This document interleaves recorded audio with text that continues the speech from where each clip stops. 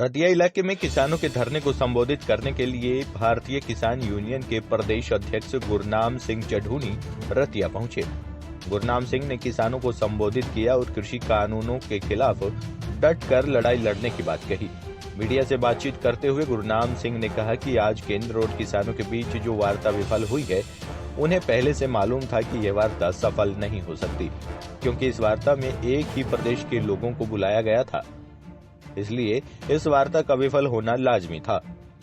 गुरनाम सिंह ने किसानों से बीजेपी की ट्रैक्टर यात्रा का विरोध करने की भी अपील की। उन्होंने कहा कि बीजेपी के द्वारा कराए जा रहे ट्रैक्टर लाकर किसान कृषि कानून के पक्ष में ट्रैक्टर यात्रा को निकालकर ड्रामा किया गया है।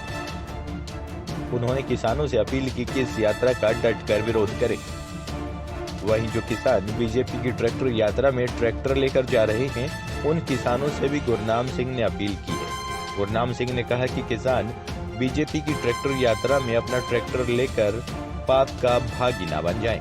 उन्होंने बीजेपी को चैलेंज देते हुए कहा कि बीजेपी को ट्रैक्टर यात्रा निकालने का इतना ही शौक है तो किसानों के सामने ट्रैक्टर यात्रा निकाल के दिखाएं।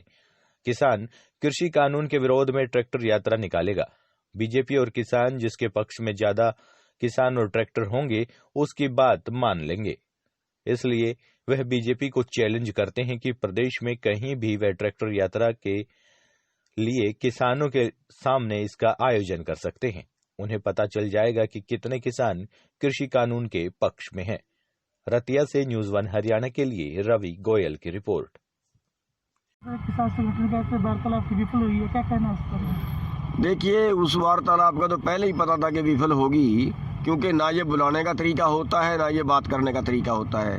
आप देश का आंदोलन है, एक स्टेट के लोगों को बुलाओगे तो क्या वो बात सिरे चढ़ेगी? दूसरी बात, जो बुला रहे हैं क्या वो बात मानने का ऑथराइज हैं? ये दोनों बातें नहीं थी। और तीसरी चीज़ ये है कि उनके पास कहने के लिए कुछ नहीं था। वो तो ये कहते हैं जी आप इनमें राय कर लो, बात वो अपनी बात समझाने की कोशिश करते हैं, हमारी समझने की तो कोशिश नहीं करते। क्योंकि ये जो कानून बनाए हैं, ये वास्तविकता ये है कि ये बीजेपी के बनाए हुए कानून नहीं है। ये तो जो कारपोरेट ने लिख के भेज दिया है, उन्हीं कानूनों को उन्होंने पास कर दिया है। तो जो देश में सरकार है इस वक्त, वो कारपोरेट की कठपुतली है, ना कि स्वतंत्र सरकार है। वो कारपोरेट की कठपुतली है और जो कारपोरेट कर रहे हैं वो कानून बना रहे हैं। तो इसलिए इसमें कोई बात में सिरे चढ़ने वाली तो थी ही नहीं।